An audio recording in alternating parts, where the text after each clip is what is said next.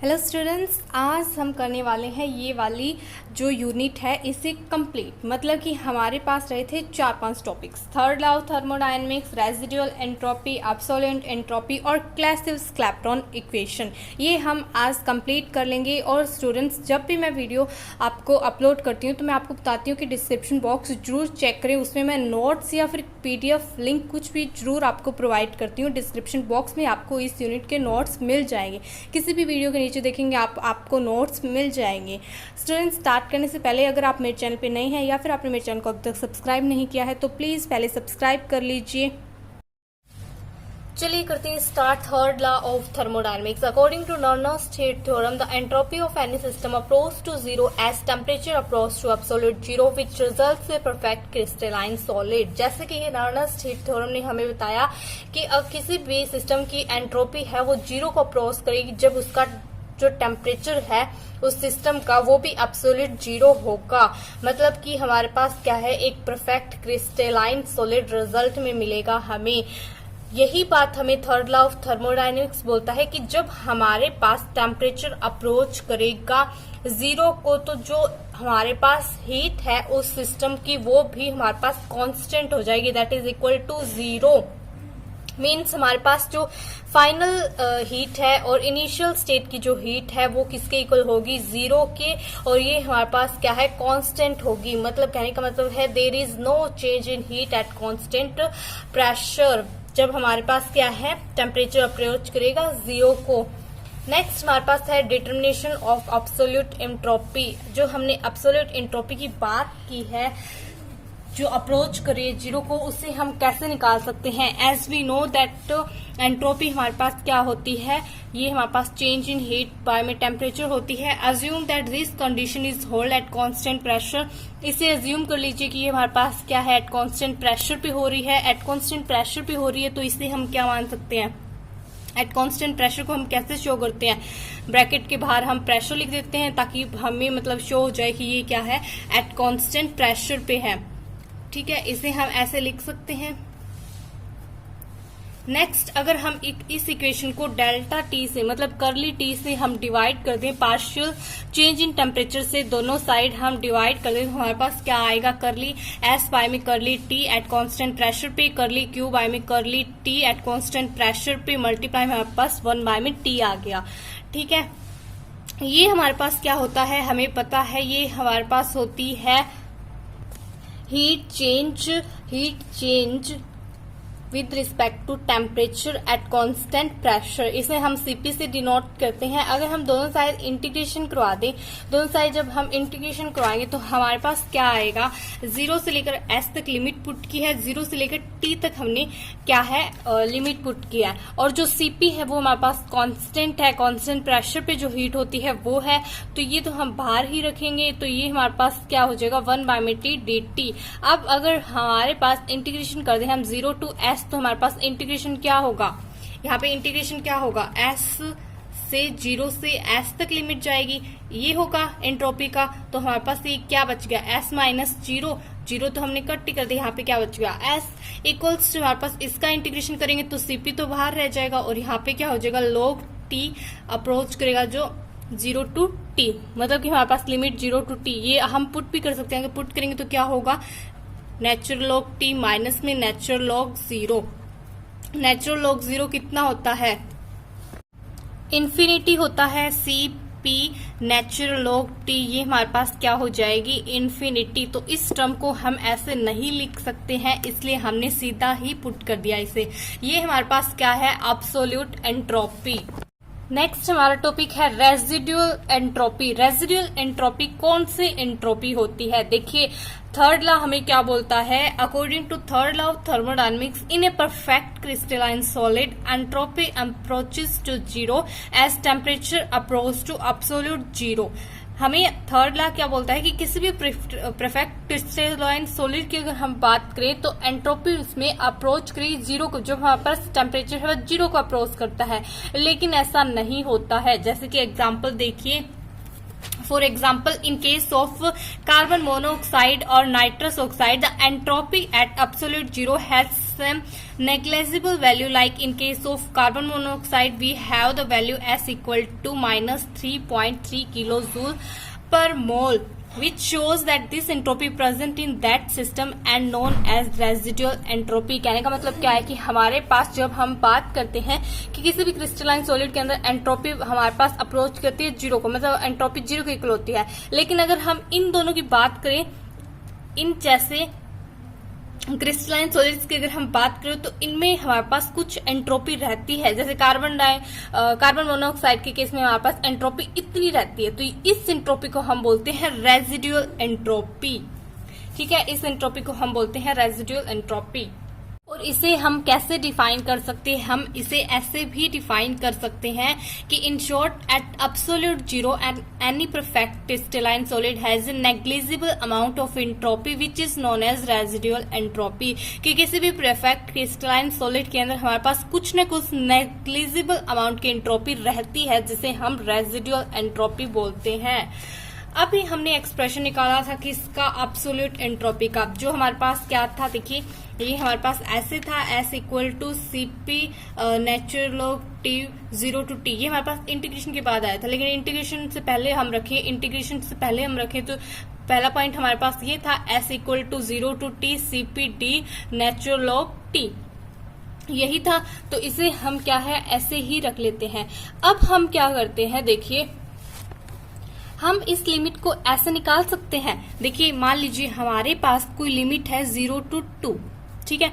तो अगर इस लिमिट को मैं ऐसे पुट कर दूं 0 टू 1 और 1 टू 2, तो कोई फर्क पड़ेगा? कोई फर्क नहीं पड़ेगा। 0 टू 1 पुट कर दूं, 1 टू 2 पुट कर दूं।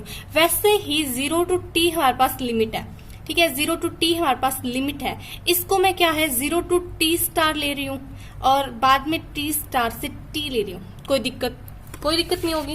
तो यहाँ पे देखिए 0 टू T स्टार और T स्टार टू T, मतलब कहने का मतलब क्या है, ये एक ऐसा पॉइंट है जो इन बिटवीन 0 टू T लाई कर रहा है, ठीक है। ये ऐसा पॉइंट था 1 जो 0 टू 2 के बीच में लाई कर रहा था, ठीक है। मैंने बाद वाला नहीं लिया, 3 नहीं लिया यहाँ पे, 4 नहीं लिया यहाँ पे, बल्कि मैंने ऐसा पॉइंट लिया है, ऐसा टेम्परेचर लिया है जो इन बिटवीन 0 टू T लाई कर रहा है, ठीक है। According to Debbie T3 law, ठीक है, ये हमारे पास क्या है, क्यूब डेबिट T क्यूब लो है, ठीक है। इससे मैं अप्लाई कर रही हूँ यहाँ पे। ये लो हमें क्या बोलता है कि जो Cp है या फिर Cv है, मतलब कि जो हीट एट कांस्टेंट प्रेशर पे है, हीट हमारे पास एट कांस्टेंट वॉल्यूम पे है, वो इक्वल होती है AT क्यूब की, ठीक है। A हमारे पास यहाँ पे एम्पेरिकल कांस्टेंट होता है, T हमारे पास टेम्परेचर होता है। यही वैल्यू हमें इसमें अभी पुट करनी है। इससे पहले आप ये ग्राफ देख लीजिए जो मैंने बनाया है नेचुरल लॉग टेम्परेचर और Cp के बीच में, ठीक है, जिसमें हमारे पास जो ये वाला जो एरिया है, ये हमारे पास है residual entropy, absolute entropy. Value put करने के बाद हमारे पास अभी थोड़ी देर पहले क्या था, यहाँ पे Cp था, यहाँ पे Cp था। Cp की जगह डेबे क्यूब लॉ के अकॉर्डिंग हमें क्या पुट कर दिया, AT क्यूब पुट कर दिया। अब हमें इंटीग्रेशन करना है, इनका इंटीग्रेशन करेंगे तो हमारे पास क्या होगा, T क्यूब। यहाँ पे इसका डेरिवेटिव करेंगे, पहले यहाँ पे क्या था डेरिवेटिव, इसको हम डेरिवेटिव लिख सकते हैं। देखिए एक स्टेप और किया था मैंने यहाँ पे, 1 बाय T dt को हम ऐसे भी लिख सकते हैं, D नेचुरल लॉग T, ठीक है। यही काम किया था मैंने। तो ये हमारे पास क्या हो गया, इसका डेरिवेटिव नेचुरल लॉग T का डेरिवेटिव, ये हमारे पास वापस क्या आ जाएगा, 1 बाय में T तो आ जाएगा, ठीक है। 1 बाय में T ही तो आ गया, ठीक है। 1 बाय T आ गया, साथ में क्या है dt आ गया, ठीक है। तो ये थोड़ी देर पहले हमने ये चेंज कर दिया था, लेकिन हम वापस इसको इसी चेंज में ले आते हैं, ठीक है।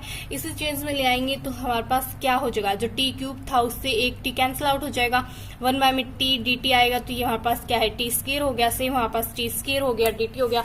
अब हम इसका इंटीग्रेशन कर देते हैं। इंटीग्रेशन करेंगे तो ये T स्टार टू T होगा, ये 0 टू T स्टार होगा, ठीक है।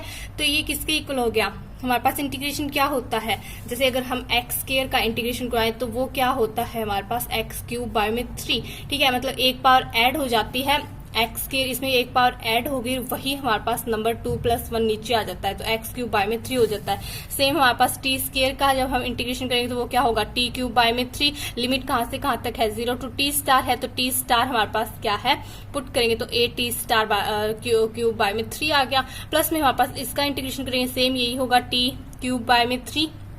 जब हम T star to T put करेंगे तो हमारे पास क्या होगा, T A T cube 3 divide minus में ए टी स्टार 3 बाय में 3, ये हमारे पास टर्म कैंसिल आउट हो जाएगी। हमारे पास एंट्रोपी के इक्वल क्या बच गया, ए टी क्यूब बाय में 3। अगर हम एब्सोल्यूट एंट्रोपी की बात करें तो हम अब कंसीडर करेंगे एक experiment of heating a crystalline solid up to 25 degree Celsius. अब हम कंसीडर कर रहे हैं कोई भी एक्सपेरिमेंट जिसमें हम क्रिस्टलाइन सॉलिड ले रहे हैं, उसको हीट कर रहे हैं अप टू 25 डिग्री सेल्सियस, ठीक है। When we heating the substance crystalline solid from absolute zero, अगर हम उसको एब्सोल्यूट जीरो से स्टार्ट करें हैं तो हमारे पास क्या होगा, 0 टू टी स्टार, तो हमारे पास एक्सप्रेशन क्या होगा, ये वाला होगा जो हमने फर्स्ट अभी निकाला था, मतलब ये वाला रहेगा, ठीक है। जब हम उसको हीट करें 0 टू टी स्टार तक, ठीक है, तो हमारे पास फर्स्ट एंट्रोपी क्या बनेगी, ये वाले, जिसे इक्वेशन 1 नाम दे दिया। सेकंड, अगर हम हीट करें क्रिस्टलाइन सॉलिड को when it change from one allotropic alpha form to another beta, alpha and beta two allotropes हैं, ठीक है। इन दोनों को हम अगर ऐसे करें, मतलब allotropes T star to T अगर हम लेकर चलें तो हमारे पास एंट्रोपी क्या होगी, एंट्रोपी होगी एंथैल्पी बाय में टी टेम्परेचर, ठीक है। ट्रोप्स के लिए, एलोट्रोप्स के लिए है ये। और जो हमारे पास एलोट्रोपिक फॉर्म बीटा है वो थर्ड पॉइंट पे हमारे पास क्या है, मेल्ट होनी स्टार्ट हो जाएगी, फ्यूजन होना स्टार्ट हो जाएगा। तो एंट्रोपी थर्ड की हमारे पास क्या होगी, एलोट्रोप से लेकर फ्यूजन तक, ठीक है। जो एलोट्रोपिक फॉर्म है वहां से हमारे पास फ्यूजन चेंज होगी, तो ये हमारे पास ऐसा आ गई एंट्रोपी, ठीक है। फोर्थ हमारे पास क्या है, मेल्टिंग होनी स्टार्ट हुई है, वहां पे अगर माने तो हमारे पास ये होगी। अब देखिए कोई भी हमारे पास क्रिस्टलाइन सॉलिड था, जब उसको हम हीट करते हैं तो हमारे पास क्या है, एक्वस सोडियम बन गया और यहाँ पे हमारे पास गैसियस स्टेट में चली गई, ठीक है। साथ में जो Cl2 थी वो गैसियस स्टेट में चली गई। नेक्स्ट हमारा टॉपिक है क्लासियस-क्लैपेरॉन इक्वेशन। क्लासियस-क्लैपेरॉन इक्वेशन देखिए, when a substance is in equilibrium between two phases at a given temperature and pressure, the molar free energy is the same in each phase, that is Z1 equals to Z2। अगर हम एक substance की बात करें जो कि equilibrium में, ठीक है, मतलब वहां पे हमारे पास क्या है, टू फेजेस है गिवन टेम्परेचर और प्रेशर पे, तो जो मोलर फ्री एनर्जी होगी ईच फेज की वो एक दूसरे के इक्वल होगी, क्योंकि वो वहां पे क्या है, हमारे पास इक्विलिब्रियम स्टेट पे है। इक्विलिब्रियम स्टेट पे है तो ए और बी की हमारे पास जो रिएक्टेंट्स और प्रोडक्ट्स है उनकी गिव्स फ्री एनर्जी क्या होगी, इक्वल होगी। कंसीडर कर लीजिए एक pure single component in phase A in equilibrium with another phase B at a given temperature T and pressure P. हमने कंसीडर कर लिया कोई भी हमारे पास कंपोनेंट है फेज ए के अंदर और जो अनदर फेज बी के इक्विलिब्रियम में है, ठीक है। गिवन टेम्परेचर टी और पी मान लिए, ठीक है, प्रेशर पी मान लिया और टेम्परेचर टी मान लिया। अगर हमारे पास फर्स्ट फेज की जो इन एनर्जी है, फ्री एनर्जी, वो जी ए है और सेकंड फेज की जो एनर्जी है वो क्या है, जी बी है, ठीक है। तो हमारे पास दोनों क्या होगी, इक्वल होगी, जी A equal to G B होगा। अगर जी बी को मैं इस साइड ले आऊं तो हमारे पास, या फिर जी ए को मैं इस साइड ले आऊं तो जी बी माइनस जी ए हो जाएगा। तो चेंज इन जो फ्री एनर्जी है वो किसके इक्वल आ गई, 0 के इक्वल आ गई। ये हमारे पास इक्वेशन 1 होगी। नेक्स्ट देखिए, नेक्स्ट हमारे पास क्या है, अगर जो टेम्परेचर है उसको राइज कर दे, मतलब टी से हमारे पास टी प्लस डी टी, मतलब डी टी वो टेम्परेचर है जो हमारे पास इंक्रीज हो गया। मान लीजिए स्टार्टिंग में हमारे पास 20 डिग्री सेल्सियस था, उसमें मैं 10 डिग्री सेल्सियस और ऐड कर दूं, मतलब 10 डिग्री सेल्सियस और राइज कर दूं तो हमारे पास टोटल 30 डिग्री सेल्सियस हो गया, ठीक है। वही टेम्परेचर है, सेम हम क्या है, प्रेशर को भी इंक्रीज कर देते हैं, चेंज कर देते हैं पी प्लस डी पी में, ठीक है। तो जो नई एनर्जी बनेगी फ्री एनर्जी, वो भी हमारे पास change in free energy of phase A और change in free energy of phase B, ठीक है, ये हो जाएगी। तो हमारे पास जो फेज ए और फेज बी की एनर्जी हम इक्वल पुट करेंगे, हमारे पास इक्विलिब्रियम स्टेट में दोनों एनर्जी इक्वल होती है, इक्वल पुट कर दी। अब देखिए यहाँ पे जी ए और जी बी तो एक दूसरे के इक्वल ही थे, तो ये दोनों कैंसिल आउट हो जाएंगे। हमारे पास क्या बच गया, D G A equal to D G B, मतलब change in free energy of phase A और फेज बी वो भी हमारे पास इक्वल होगी। हमारे पास इक्वेशन 3 हो गई। हमें पता है मैक्सवेल इक्वेशन हमें क्या बोलती है, फ्री एनर्जी किसके इक्वल होती है, चेंज इन फ्री एनर्जी हमारे पास होती है V DP minus S DT के। ये हमारे पास इक्वेशन नंबर 4 है। फिजिकल इक्विलिब्रियम स्टेट चेंज, ठीक है, मतलब फिजिकल इक्विलिब्रियम स्टेट, इक्विलिब्रियम की बात करें तो जिसमें हमारे पास स्टेट चेंज हो रही है। अब हमारे पास क्या है, स्टेट चेंज होने की बात हो रही है, स्टेट चेंज होने की बात हो रही है, तो हम कंसीडर कर लेते हैं फिजिकल इक्विलिब्रियम ऑफ सॉलिड, जिसमें हमारे पास सॉलिड क्या है, लिक्विड में कन्वर्ट हो रहा है, मतलब सॉलिड लिक्विड में कन्वर्ट हो रहा है। इक्विलिब्रियम की बात करते हैं तो लिक्विड भी सॉलिड में फ्रीज हो सकता है, तो यहाँ पे दोनों ही कंडीशन हो रही है। Let this equilibrium also hold for T plus D T और डी प्लस सॉरी यहाँ पे आएगा P प्लस dp।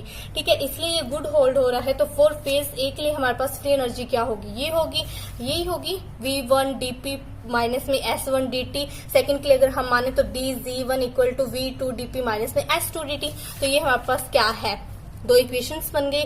लेकिन हमें पता है कि फेज ए और फेज बी स्टिल इक्विलिब्रियम, अभी भी इक्विलिब्रियम में ही है, क्योंकि मेल्टिंग और फ्रीजिंग दोनों की बात की है ना अभी हमने। तो ये दोनों एक दूसरे के क्या हो जाएंगे, इक्वल हो जाएंगे। एक दूसरे के इक्वल होंगे तो हम जो V1 वाले टर्म्स है उनको एक साइड ले आते हैं, S1 वाली टर्म्स मतलब एंट्रोपी वाली जो टर्म्स है उनको एक साइड ले आते हैं। तो ये वाली टर्म इस साइड लेकर जाएंगे, ये वाली टर्म हम इस साइड लेकर जाएंगे। ठीक है, तो ये क्या हो गया, V2 माइनस में V1, ये हमारे पास क्या हो गया, S2 माइनस में S1, ये हमारे पास क्या है, चेंज इन एंट्रोपी आ गया, ये हमारे पास चेंज इन वॉल्यूम आ गया। नेक्स्ट हम क्या करते हैं, नेक्स्ट हम इस चीज को इसके नीचे ले आए, डीपी के मतलब चेंज इन प्रेशर है उसके नीचे हम चेंज इन टेम्परेचर ले आए, और ये हमारे पास क्या हो जाएगा, चेंज इन एंट्रोपी बाय में चेंज इन वॉल्यूम।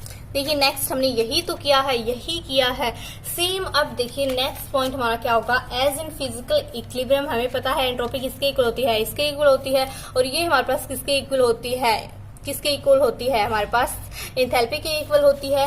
तो ये इस डेल को हम इसमें पुट कर दें, इसमें पुट करेंगे तो हमारे पास क्या हो जाएगा, dp बाय में dt equal to del H by में टेम्परेचर डेल वी। ये हमारे पास इक्वेशन 5 हो गई। इस इक्वेशन को हम बोलते हैं Clapeyron equation, that is rate of change of vapour pressure with temperature is equals to this term. ये हमारे पास इक्वेशन 5 हो गई, इसे हम बोलते हैं क्लैपेरॉन इक्वेशन। हमें तो अभी क्लासेस क्लैपेरॉन इक्वेशन अभी निकालने बाकी है।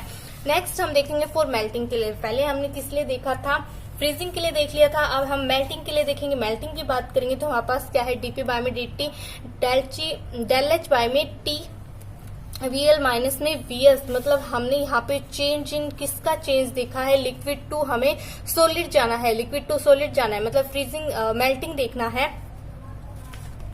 सॉरी गलत बोल रही, यहाँ पे क्या आएगा, यहाँ पे फ्रीजिंग आएगा। ठीक है, यहाँ पे आएगा फ्रीजिंग, क्योंकि हम फ्रीज करेंगे तो क्या है, लिक्विड टू सॉलिड जाएंगे, मतलब हमारे पास क्या है, लिक्विड टू सॉलिड आएगा। ठीक है, अगर हम dt बाय में dp निकाल लें, ठीक है, चेंज इन टेम्परेचर निकाल लें किसी भी फेज के लिए, तो वहां पे क्या है, हमारे पास एंथैल्पी डिक्रीज करेगी, इनवर्सली प्रोपोर्शनल होगी चेंज इन टेम्परेचर के। नेक्स्ट हम क्या कर रहे हैं, लिक्विड को बॉईल कर रहे हैं, उसे वेपर में कन्वर्ट करें अगर, और वेपर हमारे पास कंडेंसेशन होकर लिक्विड में कन्वर्ट हो, तो ऐसे स्टेट की अगर हम बात करें, ऐसे फिजिकल इक्विलिब्रियम की बात करें जिसमें स्टेट चेंज हो रही है, तो हमारे पास क्या होगा, Vg माइनस में VL। हम मतलब कि वॉल्यूम गैस का और वॉल्यूम लिक्विड का। ठीक है, तो हमारे पास हमें पता है कि जो वॉल्यूम वेपर का होता है, गैस स्टेट में होता है, वो क्या है, बहुत ज्यादा होता है किससे, लिक्विड से, मतलब very very greater than liquid volume. Then we neglect volume of liquid. तो हम लिक्विड का जो वॉल्यूम है उसे नेग्लेक्ट कर सकते हैं, क्योंकि बहुत ज्यादा छोटा हो गया है एज कंपेरिजन टू वेपर। तो हम इसे नेग्लेक्ट करके हमारे पास इक्वेशन क्या आ जाएगी, ये वाली इक्वेशन आ जाएगी, जिसे हमने इक्वेशन 7 नाम दे दिया। ठीक है, लेट कर लीजिए these vapours of ideal gas, मतलब कि आइडियल गैस की अगर बात करें तो हमारे पास क्या है, PV equal to nRT equation आती है। इसे हम क्या है, वेपर स्टेट के अंदर लेकर जाएं तो VV की वैल्यू हम ये वाली पुट कर सकते हैं, N की वैल्यू अगर 1 पुट कर दें तो VV equals to RTP by में P आ जाएगा। इस वैल्यू को हम इक्वेशन 7 में पुट कर देते हैं, जो हमने अभी निकाली थी। ठीक है, तो उसमें पुट करने के बाद dp बाय में dt इक्वल्स टू क्या हो गया, डेल HV मल्टीप्लाई में P डिवाइड बाय में TB स्केयर R। ये हमारे पास क्या है, R। ठीक है, अब जो P है इसको हम P वाली साइड लेकर जाए तो dp बाय में P हो जाएगा। ये हमारे पास क्या है, टर्म्स एज इट इज रह जाएगी। अब हम क्या करें, इसको हम चेंज कर सकते हैं, इसे हम d लेटरल ऑफ P लिख सकते हैं। अभी थोड़ी देर पहले बताया था कि हम इसको इस चीज में लिख सकते हैं, वही तो किया है मैंने। अब जो dt मतलब कि हमारे पास चेंज इन प्रेशर और टेम्परेचर वाले जो टर्म्स है उनको हम एक साइड ले आते हैं। ठीक है, इसको मैंने इक्वेशन 8 नाम दे दिया। ठीक है, हमारे पास 9th इक्वेशन बनेगी ये। इस इक्वेशन को हम बोलते हैं, मतलब मैंने यहाँ पे क्या किया है, जो नेचुरल लॉग है उसको लॉग में कन्वर्ट किया है, dt को वापस उसी साइड लेकर आ गई मैं। और तो ये हमारे पास क्या बन गई, ये हमारे पास जो 2.303 आ गया था वो नीचे आ गया। ठीक है, ये हमारे पास कौन सी इक्वेशन बन गई, हमारे पास बन गई क्लासिस क्लैपेरॉन इक्वेशन। अगर हम इसकी इंटीग्रेशन फॉर्म निकालना चाहिए तो हम इक्वेशन 8 को इंटीग्रेट करेंगे। ठीक है, इंटीग्रेट करने के बाद हमारे पास P1 to P2 T1 to T2 integrate करेंगे तो हमारे पास क्या है, प्लस में कांस्टेंट भी आएगा। इंटीग्रेशन करने के बाद हमारे पास जो फॉर्म बनेगी वो फॉर्म होगी ये वाली। ठीक है, वो होगी हमारे पास ये वाली। इस इक्वेशन को हम बोलते हैं integrating form of classes Clapeyron equation. Students, अगर वीडियो अच्छी लगी हो तो इसे लाइक ज़रूर करिएगा, कमेंट बॉक्स में कमेंट करके मुझे ज़रूर बताइएगा और ज़्यादा से ज़्यादा इसे शेयर करिएगा। अगर आप मेरे चैनल पे नए हैं या फिर आपने अभी तक मेरे चैनल को सब्सक्राइब नहीं किया है तो चैनल को सब्सक्राइब ज़रूर कर लीजिएगा। इन केस ऑफ एनी डाउट आप मुझे मेरे इंस्टाग्राम पेज पे भी फॉलो कर सकते हैं, उसका लिंक आपको डिस्क्रिप्शन बॉक्स में मिल जाएगा। ये हमारी लास्ट वीडियो है आज और इसके जो नोट्स हैं वो आपको डिस्क्रिप्शन बॉक्स में मिल जाएंगे। इस पूरी यूनिट के नोट्स आपको डिस्क्रिप्शन बॉक्स में मिल जाएंगे। Thanks for watching.